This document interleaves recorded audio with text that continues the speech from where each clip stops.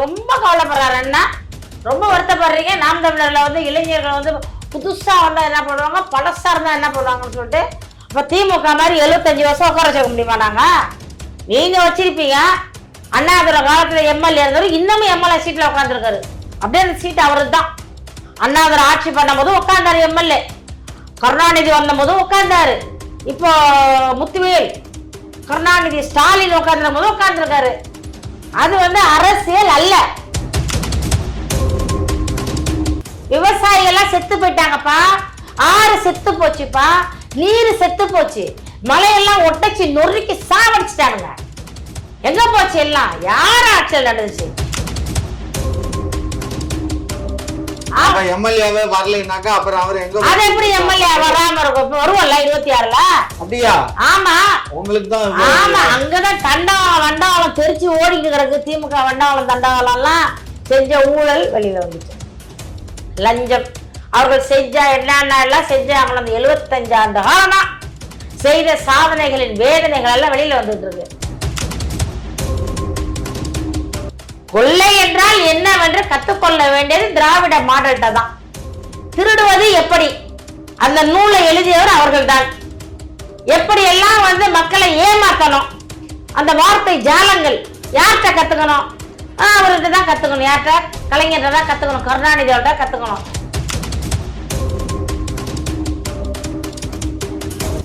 யார வந்து கை காட்டுறாரோ அண்ணன் நாங்கள் ஏற்றுக்கொள்வோம். அதனால ஒரு பிரச்சனையும் கிடையாது. இப்போ நாங்கள்லாம் உழைக்கணும்.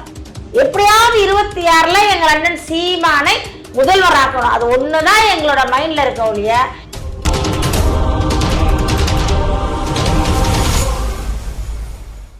குக்கு செய்தி நேயர்களுக்கு வணக்கம். இன்று நம்முடன் திமுகவின் முன்னோடி முனைவர் காமாட்சி நாயுடு அவர்களும் நாம் தமிழர் கட்சியின் மாநில கொள்கை பரப்பு செயலாளர் வன்னை சுமதி அவர்களும் தான் இருக்காங்க. இருவருக்கும் வணக்கம். வணக்கம். வணக்கம் ஐயா. நாம் தமிழர் கட்சியில 100 இளைஞருக்கு தொகுதியை பிரித்து தருவதாக தகவல் வந்துட்டு இருக்காது, நீங்க எப்படி பாக்குறீங்க? ஆமா, ஏதோ தலைவர் சொல்லியிருக்காரு, அவங்க ஒருங்கிணைப்பாளர் சொன்னதாக எனக்கு தகவல் வந்துச்சு. 100 இளைஞர்களுக்கு சட்டமன்றத்தில் தேர்தலில் நிற்பதற்காக அவங்களுக்கு தொகுதி ஒதுக்கீடு பண்ணி கொடுக்க போகிறாராம்.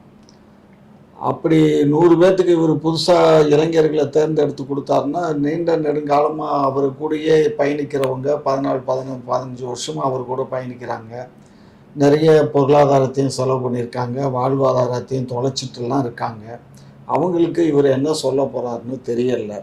ஏன்னா 100 பேர் இப்படி போயிடுச்சுன்னா ஏற்கனவே 234 தொகுதியில் வந்து பாதி தான் வந்து ஜென்ஸு, பாதி வந்து லேடிஸு.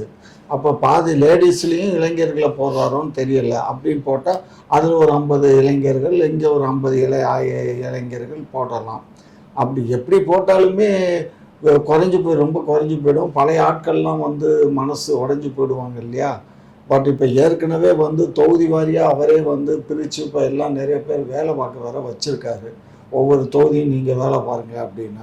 அன்னைக்கு நம்ம இவர் கூட டைரக்டர் நம்ம களஞ்சியம் கூட அன்றைக்கி என்கிட்ட சொன்னார், என்னை வந்து இந்த இதை போட்டிருக்காரு 1000 விளக்கு தொகுதிக்கு, இங்கே ஒரு ஆஃபீஸ் ஓப்பன் பண்ணி அங்கே தான் நான் போய் பார்த்துக்கிறேன், டெய்லி போகிறேன் அப்படின்னாரு. ஸோ இந்த மாதிரி எல்லாம் வேலை பார்க்குறாங்க. அப்போ நாளைக்கு இவரை மாற்றிட்டு வேற ஒரு ஆளை போடும்போது அவங்களுக்கு மனசு கஷ்டப்படணும் இல்லையா. ஏற்கனவே ஒரு எம்பிக்கு நின்று தோத்தாரு, இப்போ எம்எல்ஏ வந்து இங்கே கொடுக்காம போகலாம், அது அவங்க கட்சியினுடைய உள் விவகாரம். ஆனால் புது ஆளுகளை போடும்போது பழைய ஆட்கள்லாம் வந்து மனசு ரொம்ப கஷ்டப்படும். ஏற்கனவே கட்சியிலேருந்து பழைய ஆட்கள், விவரமான ஆட்கள்லாம் வந்து நிறைய பேர் விலகிட்டு இருக்காங்க. நிறைய பேர்லாம் விலகலை, ஒருத்தர் 2 பேர் பாப்புலர் ஆனவங்க வெளில போயிட்டாங்களே ஒழிய தொண்டர்கள் அங்கே தான் இருக்கிறோம். நாங்கள் யாரும் மாறி போகலை. அண்ணா சொன்னார் வந்து இளைஞர்களுக்கு தான் வாய்ப்பு சொல்லிட்டு. நம்ம இருக்கிறது அவ்வளோதானே. மொத்தம் 244 வேட்பாளர் தான் நிறுத்த முடியும். 234 வந்து 117 ஆண்கள், 117 பெண்களா? அப்போ சரிசமமாக வைக்கும்பொழுது அதுக்கு யார் அந்த பகுதியில் தேர்ந்தெடுக்கணும் அவங்க தேர்ந்தெடுப்பாங்க. அண்ணா தெரியும் அவருக்கு. அதுக்காக வந்து எல்லாம் நேற்று வந்தவங்க முந்தாள் வந்தாலும் வைக்க மாட்டார். அவருக்கு தெரியும் மாவட்டத்தில் எப்படி வேலை செய்கிறாங்க, மாநிலத்தில் எப்படி வேலை செய்கிறாங்க, பகுதியில் எப்படி வேலை செய்கிறாங்க, தொகுதியில் எப்படி வேலை செய்கிறாங்க, இவங்கள்ட்ட வந்து என்ன எல்லாம் பார்ப்பார். அவர் ஆராய்ஞ்சு எல்லாம் பார்த்து தான் செய்வார். கரெக்டாக தேர்வு பண்ணார். அதுக்காக ரொம்ப கவலைப்படுறாரு அண்ணா. ரொம்ப வருத்தப்படுறீங்க. நாம் தமிழர்ல வந்து இளைஞர்கள் வந்து புதுசா வந்தா என்ன பண்ணுவாங்க, பழசா இருந்தா என்ன பண்ணுவாங்கன்னு சொல்லிட்டு இப்ப திமுக மாதிரி 75 வருஷம் உட்கார வச்சுக்க முடியுமா? நீங்க வச்சிருப்பீங்க. அண்ணாதுரை காலத்துல எம்எல்ஏ இருந்தாரு, இன்னமும் எம்எல்ஏ சீட்ல உட்காந்துருக்காரு. அப்படியே அந்த சீட் அவரு தான். அண்ணாதுரை ஆட்சி பண்ணும் போது உட்கார்ந்தாரு எம்எல்ஏ, கருணாநிதி வந்த போதும் உட்கார்ந்தாரு, இப்போ முத்துவேல் கருணாநிதி ஸ்டாலின் உட்கார்ந்துடும் போது உட்கார்ந்துருக்காரு. அது வந்து அரசியல் அல்ல. ஏன்னா அவர்கள் வந்து எல்லாம் கொள்ளையடிக்கிறதுக்கும் அந்த கொழுத்து சாப்பிட்றதுக்கும் அந்த இடத்த விடாம, ஏன்னா இப்போ நீங்கள் ஒரு பண்ணீங்கன்னா உங்கள்கிட்ட எப்படி இப்படிலாம் டிசைனாக கொள்ளையடிக்கணும்னு அவர்களுக்கு தெரியும். அப்போ அந்த இடத்த யாருக்கும் விட்டு தர மாட்டாங்க. இதில் தான் ஆணவ கொலை நடக்கிறது, அடிக்கிறது, மண்டையை உடைக்கிறது, கட்சியை விட்டு தூக்குறது, அவதூறு பெருப்புறது, இதெல்லாம் பண்ணுற திமுக. நாங்கள் நாம் தமிழர் வந்து ஏற்றுக்குவோம். யாரை வந்து கை காட்டுறாரோ அண்ணன் நாங்கள் ஏற்றுக்கொள்வோம். அதனால ஒரு பிரச்சனையும் கிடையாது. இப்போ நாங்கள்லாம் உழைக்கணும். எப்படியாவது 26ல் எங்கள் அண்ணன் சீமானை முதல்வர் ஆக்கணும். அது ஒன்று தான் எங்களோட மைண்டில் இருக்க ஒழிய நான் எம்எல்ஏ ஆகணும், நீங்கள் எம்எல்ஏ ஆகணும், இவர் எம்பி ஆகணும், இவர் அந்த மனப்பக்குவம் எங்கள்கிட்ட இல்லை. யாரும் அதெல்லாம் நாங்கள் ஒத்துழைப்பா. நீங்க எல்லாம் எம்எல்ஏ ஆனாத்தனமா அவரை மந்திரி ஆக்க முடியும், சீஃப் மினிஸ்டர் ஆக்க முடியும். எம்எல்ஏவே வரலைனாக்கா அப்புறம் அவர் எங்க அது எப்படி எம்எல்ஏ வராம இருக்கும்? வருவோம்ல 26ல். அப்படியா? ஆமா, உங்களுக்கு தான். ஆமா, அங்கதான் தண்டவாளம் வண்டவாளம் தெரிச்சு ஓடிக்கிட்டு கிடக்கு. திமுக வண்டவாளம் தண்டவாளம் எல்லாம் செஞ்ச ஊழல் வெளியில வந்துட்டு, லஞ்சம் அவர்கள் செஞ்ச என்னென்ன எல்லாம் செஞ்சாங்களோ அந்த 75 ஆண்டு காலமா செய்த சாதனைகளின் வேதனைகள் எல்லாம் வெளியில வந்துட்டு இருக்கு. மக்கள் புதுசா எதிர்பார்க்கறாங்கல்ல. அவங்க ஏதோ வாய் புளிச்சதோ மாங்காய் புளிச்சதோன்னு பேசிட்டு இருக்கு. அப்படித்தான் பேசுவாங்க அவங்க. ஏன்னா அவங்க கட்சியை பத்தி அவங்க விட்டு கொடுக்க மாட்டாங்க. நான் என்ன சொல்றேன், உண்மை நிலவரத்தை நம்ம பேசுறோம். ஒரு புதுசா அதாவது ஒருத்த வந்து ஒரு கட்சியை விட்டு போயிட்டாங்கன்னு வச்சுங்க, நாம் தமிழர் கட்சியை கூட சாஞ்சி போச்சு. ஒரு அம்மா வெளியில போனா சரியா போச்சு, மகளிர் அணியே அப்படியே படுத்துருச்சு, குப்புறப்படுத்து. என்ன பேச்சு பேசுறீங்க நீங்க? உங்க கட்சியில இன்னைக்கு இருக்க அதிமுக உங்க கட்சிக்கு வர்றாங்க, உங்க கட்சியில இருக்க பிஜேபி போயிருக்காங்க, உங்க கட்சியில இருக்கவங்க வந்து அதிமுக போயிருக்காங்க, எங்க கட்சிக்கு எவ்வளவு பேர் வந்திருக்காங்க. நாங்க சொல்லலையே ஒன்றும். உங்களுக்கு வந்து உங்களுக்கு இவங்களோட பொழப்பு என்ன தெரியுமா தம்பி? திமுகவோட வேலை என்ன தெரியுமா? ஒரு சின்னோண்டு ஒரு புள்ளி கிடைச்சா போதும், ஊதி ஊதி ஊதி ஊதி பெருசா கொண்டாந்து இந்த உலகத்தையே மறைக்க அளவுக்கு கொண்டாந்துருவாங்க. இதுதான் வந்து திராவிட மாடல். அவரு அப்படித்தானே பேசுவாரு. நாங்க வர்றோம் பாருங்க, 2026ல் நாங்க நிக்கிறோம் எலெக்ஷன்ல. ஐயா நாங்க முதலமைச்சர் ஆகணுன்றது எங்க நோக்கம். நம்ம ஒரு ஓட்டப்பந்தயத்தில் ஓடும் போது நான் தோத்துருவேன் நான் தோத்துருவேன் நான் தோத்துருவேன்னு சொல்லிட்டா ஓடுவான். வெற்றி அடையணும், முன்னேறி போகணும், ஜெயிப்பேன், மெதுவா ஒன்னாலும் ஜெயிப்பேங்கிற தன்னம்பிக்கையோட ஓடுறவன் தானே ஓட்டக்காரனா இருக்க முடியும். உட்காந்துக்கிட்டு நான் தோத்துருவேன் நான் தோத்துருவேன், ஐயோ திமுக தோத்துரும், நான் என்ன பண்ண, தோத்துட்டா என்ன பண்றது, கொள்ளையடிக்கிறதெல்லாம் போயிருமே, நம்ம கொலை பண்ணதெல்லாம் வெளில வந்துருமே, நம்ம லஞ்சம் வாங்கினதெல்லாம் காட்டி கொடுத்துருவாங்களா, அந்த பயத்துல நீங்க உட்காந்துருக்கீங்க. அதுக்கு நாங்க பொறுப்பாக முடியாதுல்ல. நாங்க நேர்மையா இருக்கோம். ஆமா, ரொம்ப ரொம்ப நேர்மையா இருக்கீங்க. உங்களை விட்டு போனவங்க எல்லாம் எப்படி ரொம்ப நேர்மையா இருக்கீங்க. ஐயா என்ன ஐயோ அதெல்லாம் வந்து எல்லாம் நீங்க தான் காசை கொடுத்து பேச வைக்கிறீங்க. உங்களுக்கு வந்து ஒரு சின்ன துருப்பு சீட்டு கிடைச்சா போதும். அதான் சொல்லல, சின்னதை வந்து ஊதி பெருசாக்கி அதை சொல்லுவாங்க, ஒரு பழமொழி சொல்லுவாங்க, மசுரை வந்து பெரிய மலையாக்கிறாங்கன்னு சொல்லிட்டு. அது வந்து இவர்கள்ட்ட தான் கத்துக்கணும், திராவிட மாடல்கிட்ட தான் கத்துக்கணும். அவர்களுக்கு என்னன்னா பயம். அண்ணனே பார்த்தீங்களா பயப்படுறாரு, அந்த வெற்றின்னு சொல்லல பயப்படுறாரு. சரி ஐயா, அங்கிருந்து உங்க கிட்ட வரவங்களுக்கு நீங்க பெரிய நிகழ்ச்சி மாதிரி பண்ணி அவங்கள வரவேற்கிறீங்க. உங்க கிட்ட இருந்து வெளியே போறவங்க ஏங்க நீங்க பேசவே மாட்டிருக்கீங்க? எங்கள்கிட்ட இருந்து யாரையா போயிருக்கா? அதான் அம்மா சொல்றாங்க பிஜேபிக்கு போயிருக்காங்க நிறைய. அந்த அம்மா சொல்லுது, அதான் நான் தான் சொல்றேன், அது மாங்காய் கடிச்சிட்டு வந்திருக்கு, அதனால அதை அந்த புளிப்பு இன்னும் போகல, பல்ல விட்டு வாயை விட்டு, அதனால என்னத்தையே வாந்தி எடுத்துட்டு இருக்கு. நீ அதை போய் நான் தான் சொல்லிட்டேன்ல தம்பி, 75 வருஷமா கம்மு போட்டு ஒட்டி இருக்கு. அவங்க நவர மாட்டாங்க, மண்டையை போட்டால் ஒளியே நவர மாட்டார்கள். 75-80 ஆண்டு காலமா திமுக அப்படியே அழுத்திட்டு உட்காந்துருக்காங்க. உட்காந்து வெயிட் ஏறி போச்சு. அவங்க சேரை விட்டு எழுந்திரிக்க மாட்டேங்கிறாங்க. இவங்கெல்லாம் வெளியில போனாதானே புது ஆள் வருவாங்க. புதுசா வர்றதுக்கு வழி அவர்கள் பிள்ளை, அவர்கள் பேரன், அவர்கள் மனைவி, அப்படிதான் வருவாங்களோடைய. நீங்க பேசுறீங்களே, நீங்க நாங்க 200 தொண்டர் தர்றோம், புதுசா வர்றவங்களுக்கு கொடுக்குறீங்களே, அப்ப பழைய இளைஞர்கள் என்ன பண்ணான்னு கேட்குறீங்களே. 75 ஆண்டு காலமா நீங்க கட்சி நடத்துறீங்க, எத்தனை பேருக்கு எம்எல்ஏ சீட்டு கொடுத்துருக்கீங்க, எத்தனை பேருக்கு எம்பி சீட்டு கொடுத்துருக்கீங்க? உங்க பொண்ணுக்கு தருவீங்க, மருமகனுக்கு தருவீங்க, மச்சானுக்கு தருவீங்க, பிள்ளைக்கு தருவீங்க, பேரனுக்கு தருவீங்க. இதை விட்டா அவரு கலைஞர் கருணாநிதி வந்து அவரு மச்சானுக்கு தருவாரு, சின்ன பொண்ணு பெரிய பொண்ணு பெரிய பிள்ளை சின்ன. நீங்களே ஆக்டோபஸ் மாதிரி பிடிச்சிருக்கீங்க. நீங்கெல்லாம் பேசலாமா? இதெல்லாம் பேசலாமா? தருமா? நீங்க ஏங்க புதுசா அவர்களுக்கு நீங்க வழியே தர மாட்டீங்க? நீங்களே தொடர்ந்து ஆண்டுட்டே இருக்கீங்களே. எப்பா சர்வீஸ் எக்ஸ்பீரியன்ஸ்ப்பா. இப்போ அந்த மாதிரி சொல்கிறது யாரு சொல்லுது? இப்போ இருக்க அமைச்சர் பெருமக்களை தான் அது சொல்லுது. அவங்கெல்லாம் இப்போ 2ஆம் கட்டம் அவங்க பிள்ளையெல்லாம் கொண்டு வந்து உள்ளே வச்சுட்டாங்க. இப்போ டிஆர் பாலு இருக்காருன்னா அவர் பையன் இப்போ மினிஸ்டராக வந்துட்டாரு. அதே மாதிரி துரைமுருகன் பையன் இப்போ நாடாளுமன்ற உறுப்பினராக வந்துட்டாரு. அதே மாதிரி ஒவ்வொருத்தருடைய பொன்முடி பையனும் இப்போ வந்துட்டான். ஒவ்வொருத்தரும் வந்துட்டாங்க. அப்படி இருந்தும் அப்பாவும் பிள்ளையும் நிற்கிறாங்க. கட்சியில வந்து தலைமை தான் அது முடிவு எடுக்கணுமே தவிர நான் அதை சொல்ல இயலாது. ஒரு குடும்பத்துல ஒருத்தருக்கு தான் பதவி, ஒரு பொறுப்பு தான் சொல்லணும். அது ஒரு குடும்பத்திலேயே 2 பேர் 3 பேர்த்துக்கெல்லாம் பொறுப்பு கொடுத்துட்டு இருக்காங்க. அது ஒரு குடும்பத்திலே 4 பேருக்கு பொறுப்பு கொடுத்துருக்காங்க. தலைவரோட குடும்பத்திலே 4 பேர். தலைவருடைய கனிமொழி, அவரு ஸ்டாலின், உதயநிதி ஸ்டாலின், அது இன்னும் வந்து அவங்க சொந்தக்காரர்கள், அவர் மச்சா இருக்காருல, யாரு தயாநிதி மாறன், அவர் இருக்காரு. இன்னும் எவ்வளவு பேரு என்ன சொந்தக்காரர் நிறைய இருக்காங்க.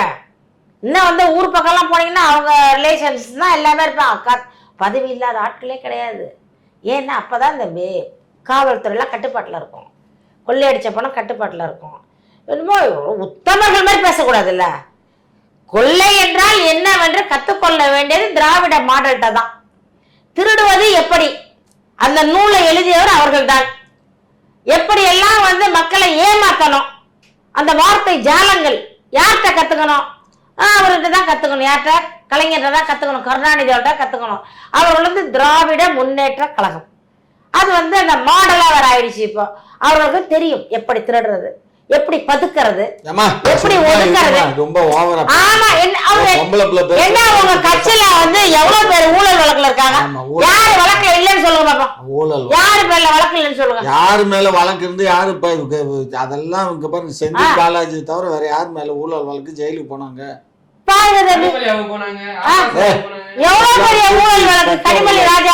அதுல ஸ்பெக்ட்ரம் ஊழல் இல்லைன்னு சொல்லி கோர்ட் சொல்லிடுச்சு. அப்பீல் போயிருக்கு, அவ்வளவுதான். கேஸ் ஓடிட்டு தான் இருக்குன்னா இல்ல திருவண்ணாமலை மேல கேஸ் இல்லையா? ஹைகோர்ட் பொன்முடி மேல கேஸ் இல்லையா? பொன்முடி கேஸ் இல்ல. பொன்முடி கேஸ் எல்லாம் இப்ப ஜுஜிபி கேஸ். அது உங்க அதான் நான் சொல்றேன்ல, இவங்களுக்கு வந்து ஜுஜிபிபா. எத்தனை லட்சம் எத்தனை கோடி அடிச்சா கூட அவங்களுக்கு ஜுஜிபி மேட்ரு. அதான் நான் சொன்னேன்ல, அவர்களுக்கு பழகி போச்சு. அதனால நாம் தமிழர் கண்டா அவங்களுக்கு பயம். ஏன்னா நல்லவர்களெல்லாம் வந்து விட்டால் கொள்ளையர்கள் எங்கே போவார்கள்? கொள்ளையர்களுக்கு இடம் கிடைக்காமல் போய்விடும். ஒரு மனுஷனுக்கு ஆசை இருக்கலாம், ஒரு அளவாக தான் இருக்கணும். என்னது தமிழ்நாடே நம்பளுது, தமிழ்நாட்டு இடமே நம்பளுது, ஆறு நம்பளுது, குளம் நம்பளுது, ஏரி நம்பளுது, மலை நம்பளுது, கடல் நம்பளுது, வயல் நம்பளுது, இந்த ரோடு நம்பளுது, எல்லாம் வந்து அவர்களுக்கு ஒரு மனக்கோட்டையை கட்டி வாழ்ந்துகிட்டு இருக்காங்க. அது எங்க இடிஞ்சிருமோன்ற பயம் தான் நாம் தமிழர் இருந்தால். அந்த பயத்துலதான் இப்ப வந்து அல்ல திடீர்னு கிளம்பாங்க பாருங்க. திடீர்னு ஒரு பெண்மணி வருவார், திடீர்னு ஆண்மகன் வருவார். கேட்டா இவர் அதை பண்ணா, சீமான் இதை செய்தார். சீமானுக்கு கார் எங்கேருந்து வச்சு தெரியுமா? கார் எங்கேருந்து வரும்? கார் கம்பெனில இருந்து வரும். இவர் வந்து புதுசா கதை சொல்லுவாங்க. அவர் போட்டிருக்க வாட்ச் எவ்வளவு வாங்கினாரு தெரியுமா? இவங்க போட்டிருப்பாங்க டைமண்ட்லாம் வச்சு. அது வெளியில தம்பியா வந்து கட்சி நடத்துறாரு. தம்பி அன்பர்கள் இருக்காங்க, நண்பர்கள் இருக்காங்க. அவர் திரைக்கதை எழுதுறாரு, நிறைய நிகழ்ச்சியில கடத்துங்க, அன்பளிப்பு கொடுத்துருக்கலாம் இல்லையா? இப்போ ஜெயலலிதா அம்மாவுக்கு வந்து 500 பவுன் எல்லாம் வீட்டுக்கு வந்துச்சு. முக்கியமானவர் தான் அனுப்பிச்சாராம். 150 ஜோடி செருப்போம், பட்டு புடலாம் வாங்கி நண்பர் தான் அனுப்பிச்சாராம்.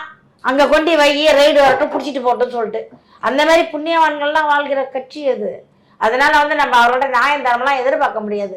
நாங்கள் உண்மையாக இருப்போம், நாங்கள் நேர்மையாக இருப்போம். அதனால வந்து ஒருத்தர் 2 பேர் போறத பத்தி போவாங்க தானே. ஒரு உலை கொதிக்குது தம்பி, 1-2 தெரிச்சு வெளியில விழுவும்தான். அதுக்காக சோத்து பானே காரியாச்சு சொல்ல முடியாதுல்ல. இருக்கிறாங்க, அவர்களுக்கு இங்க இருக்கிறத விட வேற இடத்துல கொஞ்சம் லாபம் இருக்கலாம், பெரிய உயர் பதவி கிடைக்கலாம், முதல்வர் பதவி கூட கிடைக்கலாம், போனவர்களுக்கு எம்பி பதவி கூட கிடைக்கலாம். இருக்கட்டும், நல்லா இருக்கட்டும், அது அவர்கள் விருப்பம்.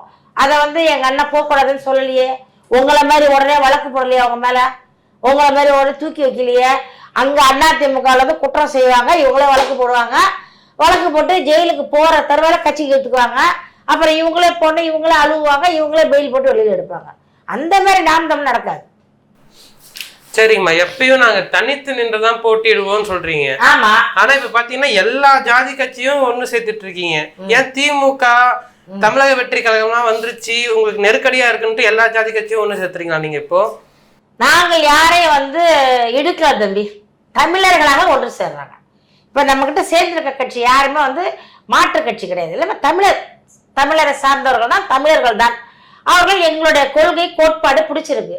நாங்கள் தமிழ் தேசியத்தை ஏற்று நடத்துறோம். அதனால தமிழ் தேசியத்தை ஏற்றுக்கொண்டவர்கள் அண்ணனுடைய கருத்தியலும் அந்த பேச்சும் இந்த நாட்டு மீது உள்ள அக்கறை காரணமாக இவரை பிடித்து வருகிறார். இப்போ இத்தனை நாளா இருந்தாங்க, இந்த வேங்க வயல் பிரச்சனை எடுத்துங்க, இது வரைக்கும் வெளியில வரல. கச்சத்தீவு இப்போதான் மீட்டா போனாங்க, அது அப்புறம் வரும், அடுத்தது வருவோம். எவ்வளோ பிரச்சனை போச்சு. திடீர்னு பார்த்தாக்க இங்க ஏர்போர்ட்டை கட்டுறாம்பாங்க, திடீர்னு பார்த்தா ஊட்ட அடிக்கிறாங்க, திடீர்னு பார்த்தாக்க பெரிய பெரிய பில்டிங்கை கவுத்து சாய்க்கிறாங்க. கேட்டாக்கா இங்க வந்து ரோடு வரப்போகுது. இதையெல்லாம் எதிர்த்து கேட்கக்கூடிய ஒரே ஒரு ஆண்மகன், தெம்பும் திராணியும் இருக்கிற ஒரே ஒரு தலைவர் செந்தமிழன் சீமான் தான். அந்த தைரியமும் அந்த துணிச்சலும் பிடிச்சதனால் மற்றவர்களோடு இணையிறாங்க. ஏன்னா அவர்களுடைய பிரச்சனைகள் தீர்வதற்கு முட்டி முட்டி பார்த்தாங்க.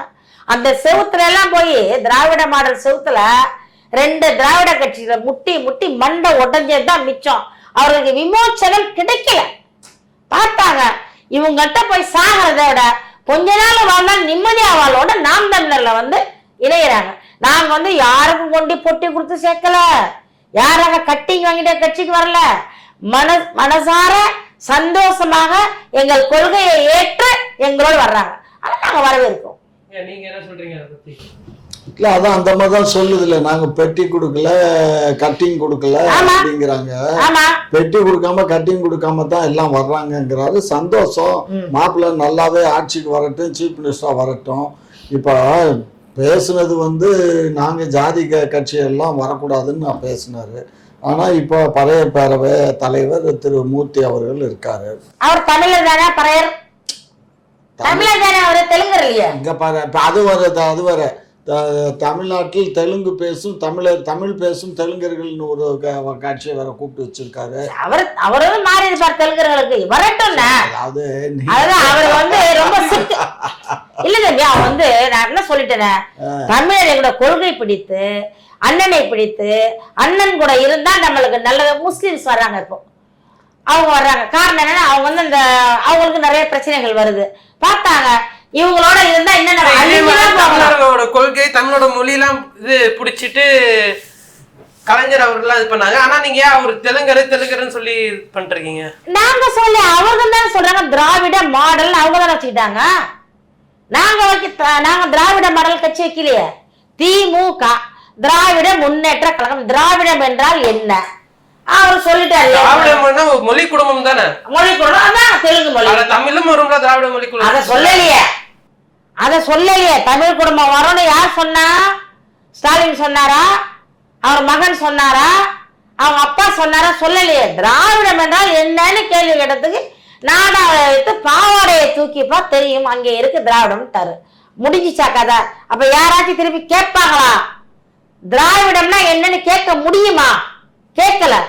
பார்த்தாங்க, இது திராவிடமா தமிழ் தேசியமா அது முக்கியம் இல்லை தம்பி. நல்ல கட்சியாக இருக்கணும், நல்ல கொள்கை இருக்கணும், மக்களுக்காக ஆட்சி செய்யணும் தம்பி. சும்மா இந்த இலவசத்தை கொடுத்து 5 கிலோ அரிசி 1 கிலோ பருப்பை கொடுத்துட்டு வருஷத்துல 1000 ரூபாய் பணத்தை கொடுத்துட்டு அப்படியே எல்லாத்தையும் கட்டி தூக்கிட்டு போகக்கூடாது தம்பி. மக்களுக்கு சேவை செய்ய வந்தாங்க, மக்கள் சேவை செய்யணும். இப்போ வந்து எத்தனையோ தலைவர் காமராஜர்லாம் இருந்தாரு, அவர் எதையும் சேர்த்து வைக்கலையே. அண்ணாதுரை இருந்தாரு, எதையும் சேர்த்து வைக்கலையே. இவர் ஏன் இவ்வளோ பணத்து மேல ஆசை? எங்க பார்த்தாலும் நட்டு வச்சிருவாங்க ஒரு சிலைய, தெருவுக்கு 4 சிலை. அந்த சிலை மேல காக்கா பேண்டுட்டு போது உட்காந்து காலையில இருந்து ராத்திரி வரைக்கும். அதுக்கு வச்சிங்கள சிலைக்கு மேல கொடைய வச்சிங்கன்னா அது வைக்கிறது இல்ல, சிலையை மட்டும் அந்தரமா வச்சிடுறது. தெருவுக்கு 4 சிலை. என்னத்தை பண்ண போற? சிலையை வச்சு என்ன பண்ண போறீங்க? அதை மக்களுக்கு கொடுத்தா மக்கள் நல்லா இருப்பாங்கல்ல. வெள்ளம் வந்தா பார்க்க மாட்டீங்க, செத்தா பார்க்க மாட்டீங்க. ஆனா கள்ள சாராயம் குடிச்சு செத்தா 10 லட்சம் கொடுப்பீங்க. கற்பழிச்சு கொண்டா கேட்க மாட்டீங்க, அந்த பெண்ணுக்கு நிவாரணம் தர மாட்டீங்க. ஆனா இதுக்கெல்லாம் காசு இருக்காது. 1000 ரூபாய் கொடுக்க காசு இருக்காது.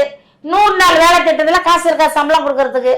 ஆனா உங்களுக்கு மட்டும் இருக்கும் எல்லாம். எப்படி இது எப்படிங்க சொல்லுங்க, ஐயாதான் சொல்லணும்.